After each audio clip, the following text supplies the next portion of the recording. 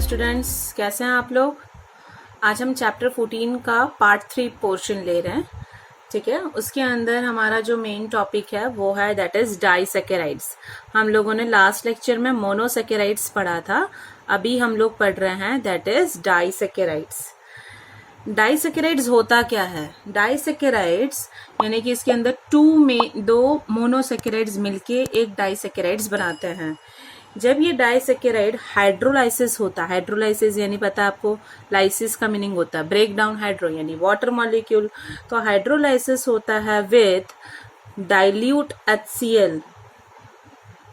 Okay, dilute HCl होगा या H2SO4 या कोई भी एसिड्स और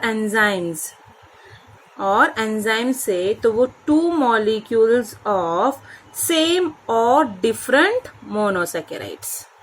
सेम भी हो सकता है या डिफरेंट भी होगा, तो उसको हम लोगों ने बोला है डाइसैकेराइड्स। समझ में आया? That two monosaccharides are joined. Now this two monosaccharides are joined together by an oxide linkage. ये दोनों एक दूसरे से ऑक्साइड लिंकेज से ये जुड़ा हुआ रहता है, form by the loss of an, एक बीच में से वाटर मॉलिक्यूल लॉस होगा। Linkage between the two monosaccharide units through an oxygen atom, they are called the glycosidic linkage। यानी कि यहाँ पे एक ऑक्सीडाइड लिंकेज होगा और ये लिंकेज को हम लोगों ने क्या बोल दिया है? That is the glycosidic linkage. दो मोनोसैकेराइड को जोड़ने वाला कौन सा लिंकेज है? Glycosidic linkage. ओके, अब उसमें हमें एक एग्जांपल उन्होंने बताया है जो सुक्रोस है। Okay, that is the disaccharides है वो। Okay, this is H2O, hydrolysis हो रहा है, तो two molecules of C6H12O6 and C6H12O6। ये क्या है? ये ग्लूकोस है, ठीक है, and this one is the fructose और ये है sucrose. Two monosaccharides are held together by a glycosidic linkage between C1 atom of alpha glucose and C2 of the beta fructose। किस तरह से ये होता है? आई नो कि जो सुक्रोस है वो क्या है? एक नॉन रिड्यूसिंग शुगर है। हम लोगों ने आगे लास्ट लेक्चर में पढ़ा हुआ था कि reducing and non reducing sugar क्या है। सुक्रोज एक नॉन रिड्यूसिंग शुगर है। इसको हम लोग देखते हैं कि किस तरह से ये बॉन्ड बनाता है। हम लोगों ने लास्ट टाइम में हैवॉर्ड स्ट्रक्चर पढ़ा था, तो बेटा यही हैवॉर्ड स्ट्रक्चर है। देखो, ये है अल्फा डी ग्लूकोज, ये है बीटा डी फ्रुक्टोज। इसमें ये जो C1 कार्बन एटम है और यहाँ पे C2 कार्बन एटम है, तो इसके बीच में ये ऑक्सीजन का लिंकेज है, ये दोनों को जोड़ रहा है। तो दैट इज दी, कौन उसको लिंकेज कर रहा है? जो उसको बाइंड कर रहा है, that is the glycosidic linkage. Clear? आपको यहाँ पे समझ में आया? Sucrose is a dextrorotatory, but after hydrolysis gives dextrorotatory glucose and levorotatory fructose। dextrorotatory, that is the here plus sign, here it is the minus sign। ठीक है, तो dextrorotatory and the levorotatory of the fructose। hydrolysis of sucrose brings about a change in the sign rotation। Sucrose जब hydrolysis होता है तो change हो जाता है from dextro to the levo and the product is named as the invert sugar। ध्यान से सुनना, जब ये सुक्रोज का हाइड्रोलाइसिस होता है तब इसकी साइन क्या हो जाती है? चेंज हो जाती है। ठीक है, from the dextro to the levo and that product is known as the, that is invert sugar। बहुत ही थिकनिंग होता है। मैं आप लोगों को इसका डायग्राम भी बताती हूँ बेटा। देखो बेटा, ये इस तरह से ये इन्वर्ट शुगर दिख रहा है, ठीक है। अब नेक्स्ट आता है that is the maltose. Next disaccharide है maltose. It is composed of alpha D glucose units. आप लोगों को याद रखना कौन किससे बन रहा है। In which C1 of one glucose is linked to C4 of another glucose unit. The free aldehyde group can be produced at C1 of the second glucose in solution and it shows reducing property, so it is a reducing sugar। So it is a reducing sugar। Okay, अब इसका linkage भी एक बार हम देख लेते हैं। ये हैवॉर्ड structure के हिसाब से ये ग्लाइकोसाइडिक लिंकेज बना हुआ है। देखो ये है C1 और ये है C4, इन दोनों के बीच में कौन सा है, दैट इज दी ये ग्लाइकोसाइडिक लिंकेज है। 2 molecules of glucose makes the maltose. Clear. अब वैसे ही बेटा सेकेंड आता है डाइसेकेराइड, दैट इज लैक्टोज, जो हम लोग उसको क्या बोलते हैं, मिल्क शुगर भी बोलते हैं। This is known as the milk sugar. It is composed of beta D galactose, देखो ये ऐसा बनता है, एंड बीटा डी ग्लूकोज। ये दोनों मोनोसेकेराइड से linkage between C1 of galactose and C4 of glucose. It is also a reducing sugar. It is also a reducing sugar. इसका भी हैवॉर्ड स्ट्रक्चर देखते हैं।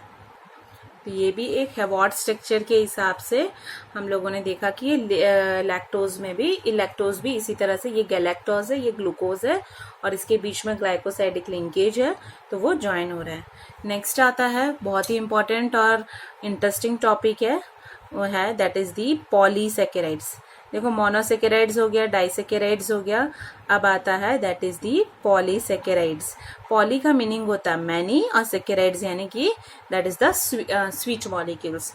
It contains a large number of monosaccharide units which joint together by glycosidic linkage. Clear. तो इसके हम लोग 3 main portion पढ़ेंगे। First आता है स्टार्च, देन सेल्यूलोज, ये सारे पॉलीसेकेराइड्स है, एंड ग्लाइकोजन। क्लियर। फर्स्ट है starch. Starch, this is the main storage of polysaccharides in plant. सबसे ये जो पॉलीसेकेराइड है वो सबसे ज्यादा, ये वाला पॉलीसेकेराइड हमें प्लांट्स में देखने को मिलता है। ठीक है। बहुत जो मेन डाइटरी सोर्स है, लोग खाने में ज्यादा यूज करते हैं इसको, ह्यूमन बींग्स। ठीक है। स्टार्च कहाँ पे हमें देखने को मिलता है, सीरियल्स यानी का मीनिंग होता है जो दाल वगैरह होता है, ग्रेन्स होते हैं उसमें, रूट्स में, ट्यूबर्स में, और कुछ वेजिटेबल्स में भी हम लोगों को ये स्टार्च देखने को मिलता है। It consist of alpha glucose and consist of 2 components. Which component? Amylose and amylopectin. ये तीनों मिला के क्या बना रहे हैं, स्टार्च बनाते हैं। क्लियर। अब ये अमाइलोज क्या है, ध्यान से सुनना। अमाइलोज एक वाटर सॉल्यूबल सब्सटेंस है जो 15 to 20% स्टार्च का कंपोनेंट कवर करता है। लॉन्ग है और अनब्रांच्ड चेन है, unbranched chain with 200 to 1000 alpha dextro glucose units उसके अंदर होता है। ध्यान से सुनना ये सब कुछ। Amylopectin, they are insoluble in nature. ये 15 to 20% होता है स्टार्च के अंदर, तो ये कितना होता है, बहुत ज्यादा है, 80 to 85% ऑफ स्टार्च। ये ब्रांच्ड चेन है, और alpha D glucose units of C1 to C4 और C1 से C6 में उसका एक ग्लाइकोसाइडिक लिंकेज अटैच रहता है। ये सिर्फ हमारा अभी तक किसका है, स्टार्च के बारे में है। ठीक है। नेक्स्ट जो हम लोगों ने पॉलीसेकेराइड पढ़ा हुआ है वो है cellulose.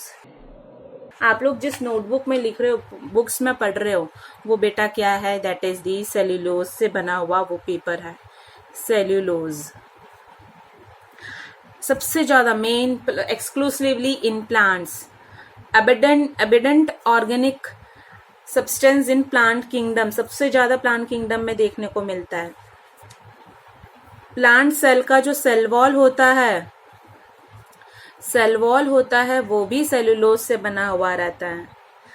The straight chain of polysaccharide composed only beta D glucose, ये प्लीज ये आप लोगों को सब याद रखना है, units which are joined by glycosidic linkage between C1 of one glucose unit and C4 of another glucose unit. ये ग्लूकोज दोनों के बीच में ग्लाइकोसाइडिक लिंकेज, फिर बनता है सेलुलोज. थर्ड आता है दैट इज ग्लाइकोजन. कार्बोहाइड्रेट आप लोगों ने खा लिया है, स्टोर होना जरूरी है बॉडी के अंदर, तो स्टोर होगा in the form of glycogen. Animal starch because its structure is present in liver, muscles and brain. ठीक है, एनिमल स्टार्च का जो स्ट्रक्चर है वो जनरली हम लोगों को यहाँ पे देखने को मिलता है. बॉडी को ग्लूकोज चाहिए और एंजाइम्स, जो ग्लाइकोजन उसको तोड़ता है, ओके, उसको बॉडी को चाहिए ग्लूकोज और एंजाइम्स, तो ग्लाइकोजन इसको क्या करता है, ब्रेक डाउन करता है. इट इज फाउंड इन, वो सब, ये glycogen is also found in microorganism like yeast and fungi. Clear? Importance of carbohydrate. It is essential for life, essential for life. कौन से life? Both plant and animals, सब में ये help करता है. ठीक है. Major portion of our food. Honey used for the long time as an instant source of energy by Veds. ठीक है. और जो हनी क्या है, एक आयुर्वेदिक सिस्टम का मेडिसिन है जो हेल्प करता है. और honey that is the carbohydrate. Carbohydrate are used as storage molecules as starch, storage molecules as starch in plants. और हमारे में कौन है, that is glycogen in animals. Clear? Cell wall of bacteria. Cell wall of bacteria and plants is made up of the cellulose. We build furniture etc. from the cellulose in the form of wood and clothe ourselves with cellulose in the form of cotton fiber. They provide raw materials for many important industries. Like textiles में भी help करता है, paper, लैक्वर्स, brewer's, इन सारी industries में हम लोगों को ये कार्बोहाइड्रेट का यूज्ड होता है. 2 aldopentose that is D ribose and 2 deoxy D ribose, ये सारे कहाँ पे मेन काम होता है, न्यूक्लिक एसिड. न्यूक्लिक एसिड यानी हमारा जो सेल है उसके अंदर न्यूक्लियस है, उसके अंदर ये डीएनए है ना, उसमें भी ये हेल्प करता है. Carbohydrates are found in biosystem in combination with many proteins, यानी प्रोटीन्स और लिपिड के साथ मिक्स होके भी ये अपना रोल प्ले करता है. तो बेटा आज का टॉपिक मैं यहाँ पे कंप्लीट करती हूँ. आपको मैं क्वेश्चंस देती हूँ, वो लिख लीजिए. तो बच्चे ये आज का क्वेश्चंस है, प्लीज आप लोग लिखिएगा, लर्न करिएगा.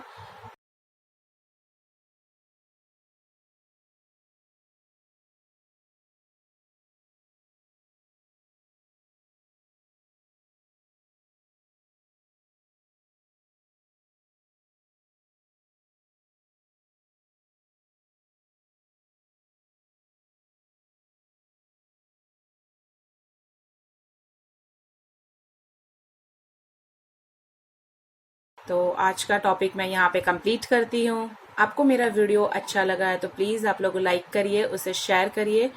और thank you so much students.